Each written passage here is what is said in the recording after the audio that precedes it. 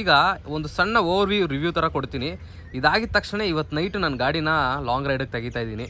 So long ರೈಡಲ್ಲಿ ಗಾಡಿ ಹೇಗೆ perform ಮಾಡುತ್ತೆ ಪ್ರತಿಯೊಂದೂ ನಿಮಗೆ ಡೀಟೇಲ್ ಆಗಿ ವಿಡಿಯೋದಲ್ಲಿ ಹಾಕ್ತೀನಿ. ಸೊ ನೋಡೋಣ ಬನ್ನಿ.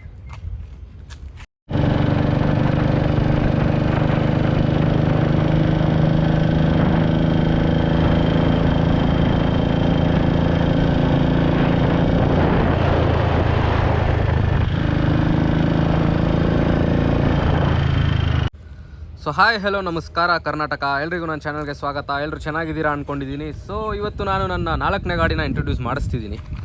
ಮೊದಲನೇದಾಗಿ ಹಾರ್ಲಿ ಡೇವಿಡ್ಸನ್ ಸ್ಟ್ರೀಟ್ 750 ನಿಮಗೆ ಇಂಟ್ರೊಡ್ಯೂಸ್ ಮಾಡಿಸಿದ್ದೆ. ಅದಾದಮೇಲೆ SD ಕ್ಲಾಸಿಕ್ 250 1980 ಮಾಡಲ್ ಅದನ್ನು ಇಂಟ್ರೊಡ್ಯೂಸ್ ಮಾಡಿಸಿದ್ದೆ. ಅದಾದಮೇಲೆ ಕವಾಸಕಿ ಬಜಾಜ್ KB100 1987. ಸೊ ಈ 3 ಗಾಡಿ ಇಂಟ್ರೊಡ್ಯೂಸ್ ಮಾಡಿಸಿದ್ದೀನಿ. ಇದು 4ನೇ ಗಾಡಿ. ಸೊ ಈ ಗಾಡಿದೊಂದು ಡಿಫ್ರೆಂಟ್ ಕತೆ ಗುರು.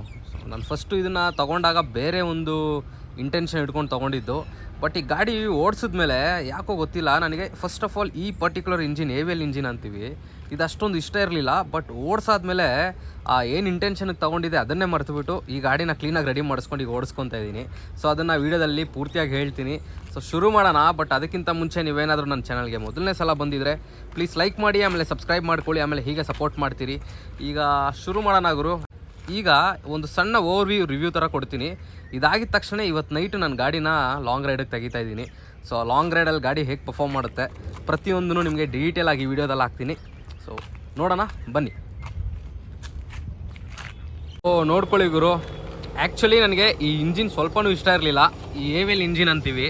ಯಾಕಂದರೆ ರಾಯಲ್ ಎನ್ಫೀಲ್ಡಲ್ಲಿ ಒಂಥರ ಸ್ವಲ್ಪ ಏನು ಹೇಳೋದು, ಫೇಲ್ಯೂರ್ ಮಾಡಲ್ಲ, ಬಟ್ ಸ್ವಲ್ಪ ವರ್ಕೌಟ್ ಆಗಲಿಲ್ಲ ಅನ್ನೋ ಥರ ಹೇಳ್ಬೋದು ಈ ಇಂಜಿನ್ನ. ಬಿಕಾಸ್ ಈಗ ಪ್ರೆಸೆಂಟ್ ಕಂಡೀಷನಲ್ಲಿ ರಾಯಲ್ ಎನ್ಫೀಲ್ಡ್ ಅವರು ಒಂದೇ ಇಂಜಿನ್ಗೆ ಬಾಡಿ ಚೇಂಜ್ ಮಾಡಿ 4-5 ಗಾಡಿ ಬಿಟ್ಟರು ಎಲ್ಲನೂ ಸಕ್ಸಸ್ಫುಲ್ಲಾಗಿ ಓಡ್ತಾ ಇದೆ. ಆ ಥರ ಇರೋ ಒಂದು ಬ್ರ್ಯಾಂಡಲ್ಲಿ ಸ್ವಲ್ಪ ಒಂಥರ ಫೇಲ್ಯೂರ್ ಆಯ್ತಲ್ಲ ಅನ್ನೋ ಥರ ಒಂದು ಹೆಸರು ಮಾಡಿದೆ. ಅಂದರೆ ಈ ಇಂಜಿನ್ನು ಫೇಲ್ಯೂರ್ ಆಗಲಿಲ್ಲ, ಬಟ್ ಸ್ಟಿಲ್ ಒಂಥರ ನೋಡಿ, ಯಾಕಂದರೆ ಇದು ನೋಡೋಕ್ಕೆ ಒಂಥರ ಇದೆ, ಬಟ್ ಲುಕ್ಸಲ್ಲೇ ಅರ್ಧಕ್ಕರ್ಧ ಒಂಥರ ಮೈಂಡ್ ಸೆಟ್ ಹೋಗ್ಬಿಡುತ್ತೆ. ಬಟ್ ನಾವು ಲುಕ್ ನೋಡಿ ಗಾಡಿನ ಇಷ್ಟಪಡೋರಲ್ಲ, ಗಾಡಿ ಕ್ಯಾರೆಕ್ಟರು, ಆಮೇಲೆ ನಮ್ಗೆ ಯಾವ ಥರ ಫೀಲ್ ಕೊಡುತ್ತೆ, ಗಾಡಿ ಹೇಗೆ ನಮಗೆ ಕಿಕ್ ಕೊಡುತ್ತೆ ಅದನ್ನು ನೋಡಿ ನಾನು ಆ ಗಾಡಿಗಳನ್ನ ತೊಗೊಳ್ಳೋದು. ಸೊ ಇದು ಫಸ್ಟ್ ತೊಗೊಂಡಾಗ ನಾನು ಹೇಳ್ದಂಗೆ ನಾನು ಇದನ್ನು ಹಿಡ್ಕೋಬೇಕು ಅಂತ ಹೇಳ್ಬಿಟ್ಟು ತೊಗೊಂಡಿಲ್ಲ, ಇದನ್ನು ಬೇರೆ ಒಂದು ಇಂಟೆನ್ಷನ್ಗೋಸ್ಕರ ತೊಗೊಂಡಿದ್ದು. ಸೊ ಗಾಡಿ ಬೇರೆ ಆಗ್ತಾಯಿತ್ತು ನಾನು ಅಂದ್ಕೊಂಡಿರೋ ಥರ ಆಗಿದ್ದಿದ್ರೆ. ಬಟ್ ಈ ಗಾಡಿ ಓಡ್ಸೋಕ್ಕೆ ಸ್ಟಾರ್ಟ್ ಮಾಡಿದೆ. ಸೊ ತೊಗೊಂಡ್ಮೇಲೆ ಸ್ವಲ್ಪ ದಿನ ಓಡಿಸ್ದೆ ಗುರು. ಸೊ ಮೊದಲೇ ನಾನು ವಿಂಟೇಜ್ ಗಾಡಿ ಎಂಥೂಸಿಯಾಸ್ಟು, ಆಮೇಲೆ ಹಳೆ ಗಾಡಿಗಳಂದರೆ ಇಷ್ಟ. ಆಮೇಲೆ ಹೇಳಿದ್ನಲ್ಲ, ಜಾಸ್ತಿ ಕ್ಯಾರೆಕ್ಟರು ಆಮೇಲೆ ಫೀಲ್ನ ನೋಡ್ತೀನಿ, ಪ್ರಾಕ್ಟಿಕಲ್ಲಾಗಿ ಎಷ್ಟು ಗಾಡಿ ಚೆನ್ನಾಗಿದೆಯೋ ಇಲ್ವೋ ಅಂತ ನೋಡೋಕೆ ಹೋಗಲ್ಲ.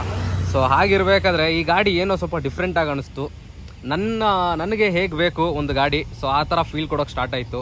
ಆ್ಯಂಡ್ ನೋಡಿ ದೊಡ್ಡದಾಗೂ ಇದೆ, ತುಂಬ ದೊಡ್ಡದಿದೆ, ನೋಡೋಕೆ ಮಾತ್ರ ಚಿಕ್ಕದು ಅನಿಸುತ್ತೆ. ಸೊ ನಾನು ಯಾಕೆ ಗಾಡಿನ ಇಷ್ಟಪಡ್ತಿರ್ಲಿಲ್ಲ, ಸೊ ಆ ಗಾಡಿನ ಇಷ್ಟಪಡೋಂಗೆ ಆಯಿತು. ಬಿಕಾಸ್ ಗಾಡಿಗಳು ಆ ಥರ ಫೀಲ್ ಕೊಡುತ್ತೆ ಗುರು, ಓಡಿಸಿ ನೋಡ್ಬೇಕಷ್ಟೇ ನಾವು, ಬರೀ ಮೇಲೆ ಲುಕ್ ನೋಡ್ಬಿಟ್ಟು ಅದನ್ನು ಅಳೆಯೋದಲ್ಲ. ಸೊ ನೋಡಿ, ಇದು ರಾಯಲ್ ಎನ್ಫೀಲ್ಡ್ ಥಂಡರ್ಬರ್ಡ್ 350 2006 ಮಾಡಲ್ಲು, ನೀವು ನೋಡ್ಬೋದು.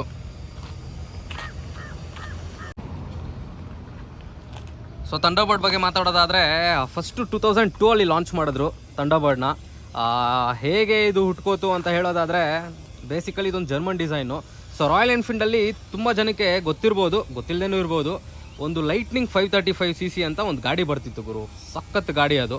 ಸೊ ಎಲ್ರಿಗೂ ನಾರ್ಮಲಾಗಿ 350 ಆಮೇಲೆ 500cc ಗೊತ್ತಿರುತ್ತೆ, ಬಟ್ 535cc ಒಂದು ಗಾಡಿ ಬರ್ತಾಯಿತ್ತು ಆಗಿನ ಕಾಲಕ್ಕೆ. 2001 ಅರೌಂಡು ಆ ಟೈಮಲ್ಲೇ. ಹೌದು, ಇದು GT 535 ಅಲ್ಲ, ಇದು ಲೈಟಿಂಗ್ 535 ಅಂತ 4 ಗೇರು, ಸಖತ್ ಗಾಡಿ ಅದು. ಆಲ್ಮೋಸ್ಟ್ ಈ ಥರನೇ ಇರುತ್ತೆ, ಬಟ್ ಇದಕ್ಕಿಂತ ಒಂದು 15-20% ಇನ್ನೂ ಸ್ವಲ್ಪ ದೊಡ್ಡದಾಗಿರುತ್ತೆ. ಇದೇ ದೊಡ್ಡದು, ಸೊ ಇದಕ್ಕಿಂತನೂ ದೊಡ್ಡದಾಗಿರುತ್ತೆ. ಸೊ ಆ ಗಾಡಿ ನೋಡಿ ಈ ಗಾಡಿ ಬಂತು ಅಂತ ನನಗನ್ಸುತ್ತೆ. ಬಿಕಾಸ್ ಅದಾಗಿದ ತಕ್ಷಣ ಇದು ಬಂದಿದ್ದು ನೋಡ್ಬೋದು ನೀವು. ಸೊ 2009ವರೆಗೂ first batch, first and second batch combine ಆಗಿ ಥಂಡರ್ಬರ್ಡ್ ಬಂತು, ನೋಡ್ಬೋದು ನೀವು. ಈ AVL ಇಂಜಿನ್ನು, ಆಮೇಲೆ ಇದಾದಮೇಲೆ ಇನ್ನೊಂದು ಇಂಜಿನ್ ಬಂತು. ಅದಾದಮೇಲೆ ಫುಲ್ಲು ರೆಕ್ಟಿಫೈ ಮಾಡಿ ಮಾಡರ್ನ್ ಡೇಗೆ ಹೇಗೆ ಬೇಕೋ ಆ ಥರ ಗಾಡಿನ ರೆಡಿ ಮಾಡ್ಕೊಂಡ್ರು ಥಂಡರ್ಬರ್ಡ್ ಅವರು. ಆಮೇಲೆ ಮೀಟಿಯೋರ್ ಅಂತ ಬಂತು. ಸೊ ಈಗ ಪ್ರೆಸೆಂಟಾಗಿ ನಡೀತಾ ಇದೆ ಹಾಗೆ. ಈ ಇಂಜಿನ್ ಏನಿದೆ 346cc ಇಂಜಿನು, AVL ಇಂಜಿನ್ ಅಂತೀವಿ ಇದನ್ನು. ಸೊ ನೋಡ್ಬೋದು ನೀವು. ಸೊ ಫಸ್ಟ್ ಇಂಪ್ರೆಷನ್ ಬರೋದೇ ಜನಕ್ಕೆ, ಏನು ಗುರು ಲುಕ್ ಹಿಂಗಿದೆ ಗಾಡಿದು ಅಂತ. ಬಟ್ ನಂದು ಹಾಗೇ ಇತ್ತು. ಟ್ರಸ್ಟ್ ಮೀ, ಒಂದು ಸಲ ನೀವು ಇದು ನೋಡ್ಸೋಕ್ಕೆ ಸ್ಟಾರ್ಟ್ ಮಾಡಿದ್ರೆ ಈ ಫೀಲ್ ಏನು ಕೊಡುತ್ತೆ ಗಾಡಿ, ಅದನ್ನು ನೀವು ಎಕ್ಸ್ಪೀರಿಯೆನ್ಸ್ ಮಾಡಿಬಿಟ್ರೆ ನಂಬ್ತಿರೋ ಇಲ್ವೋ ಕಳೆದೋಗ್ತೀರಾ ಗಾಡಿಗಳಿಗೆ, ಎಸ್ಪೆಷಲಿ ಈ ಗಾಡಿಗೆ. ಸೊ ಇದೊಂದು ಅಲ್ಯೂಮಿನಿಯಮ್ ಇಂದ ಮಾಡಿರೋವಂಥ ಹೆಡ್ ಆಗಿರುತ್ತೆ, ಇಂಜಿನ್ ಆಗಿರುತ್ತೆ. ಸೊ ಬೇಗ ಹೀಟ್ ಆಗುತ್ತೆ, ಆಮೇಲೆ ಬೇಗ ಕೂಲ್ ಡೌನು ಆಗುತ್ತೆ. ಪರ್ಫಾರ್ಮೆನ್ಸ್ ಸಕ್ಕತ್ತಾಗಿರುತ್ತೆ. ಬಟ್ ಸೊ ನಾನು ಜಾಸ್ತಿ ಇನ್ನೂ ಲಾಂಗ್ ರೈಡ್ ಯಾವುದೂ ಮಾಡಿಲ್ಲ ತೊಗೊಂಡ್ಮೇಲೆ. ಸೊ ಫಸ್ಟ್ ಇವತ್ತು ನೈಟ್ ತೆಗಿತಾ ಇದ್ದೀನಿ. ಇವತ್ತು ತೆಗೆದು ನಿಮಗೆ ಫೀಲ್ ಹೇಗಿರುತ್ತೆ ಅಂತ ತೋರಿಸ್ತೀನಿ. ಬಟ್ ಸಿಟೀಸಲ್ಲಿ ಒಂದು 70-80 km/h ಸ್ಪೀಡ್ವರೆಗೂ ಹಿಡಿದಿದ್ದೀನಿ. ಒಳ್ಳೆ ಫೀಲ್ ಕೊಡುತ್ತೆ ಗುರು. ಒಂಥರ ಏನು ಅನ್ನೋದು ಆ ಗ್ರಂಟ್ ಇದೆಯಲ್ಲ. ಈ ನಾವು ಹೆಂಗೆ ಅಂದರೆ ಈ ಪಕ್ಕಾ ರಾ ಎಂತೂಸಿಯಾಸ್ಟ್ಸು ಬೈಕ್ಗಳಿಗೆ ಪ್ರಾಕ್ಟಿಕಲ್ ಆಗಿದೆಯಾ ಇಲ್ವಾ ಅಂತ ನೋಡೋಕ್ಕೋಗಲ್ಲ ಗಾಡಿನ ಜಾಸ್ತಿ. ಹೇಳ್ದಂಗೆ ಫೀಲ್ ಮುಖ್ಯ ನಮಗೆ. ಸೊ ಅದಕ್ಕೋಸ್ಕರ ನಮಗೆ ಹೇಳಿ ಮಾಡಿಸಿದಂಥ ಗಾಡಿಗಳಿವು ನೋಡಿ. ಸೊ ಈಗ ಜಾಸ್ತಿ ಮಾತಾಡೋದು ಬೇಡ, ಶುರು ಮಾಡೋಣ. ಸೊ ಲಾಂಗ್ ರೈಡಿಗೆ ತೆಗಿತೀನಿ, ಹೇಗೆ ಫೀಲ್ ಆಗುತ್ತೆ ಪ್ರತಿಯೊಂದನ್ನು ಹೇಳ್ತೀನಿ. ಆಮೇಲೆ 2006 ಟೂರಿಂಗ್ ಹೇಗೆ ಮಾಡ್ತಿದ್ರು ಅನ್ನೋ ಒಂದು, ಅಂದರೆ 2002 ಇಂದ 5 ಆರ್ 2008ವರೆಗೂ ಹೇಗೆ ಇರ್ತಾಯಿತ್ತು ಟೂರಿಂಗ್ ಅನ್ನೋದನ್ನು ಒಂದು ನೋಡೋಣ. ಈ ಲೈಟಲ್ಲಿ ಆಗೋದಿಲ್ಲ, ಸೊ ಅದಕ್ಕೋಸ್ಕರನೇ ಎಕ್ಸ್ಟ್ರಾ ಸ್ವಲ್ಪ ಲೈಟ್ಸ್ ಹಾಕ್ಸ್ಕೊಂಡಿದ್ದೀನಿ, ನೋಡ್ಬೋದು ನೀವು. ಎಲ್ಲ ರೆಡಿ ಇದೆ ಕಂಪ್ಲೀಟಾಗಿ. ಸೊ ಇವತ್ತು ನೈಟ್ ಎತ್ತಬೇಕಷ್ಟೇ. ಸೊ ಎತ್ಬಿಟ್ಟು ನಾನು ನಿಮಗೆ ಆ ಫೀಲ್ ಹೇಗಿರುತ್ತೆ, ಏನೇನು ಗಾಡಿ ಇದು ಪರ್ಫಾರ್ಮೆನ್ಸ್ ಹೇಗಿದೆ, ಆಮೇಲೆ ಒಳ್ಳೇದು ಯಾವುದು ಕೆಟ್ಟದ್ದು ಯಾವುದು ಪ್ರತಿಯೊಂದನ್ನು ನಿಮ್ಗೆ ಹೇಳ್ತಾ ಹೋಗ್ತೀನಿ. ಸೊ ಶುರು ಮಾಡೋಣ ಬನ್ನಿ ಗುರು.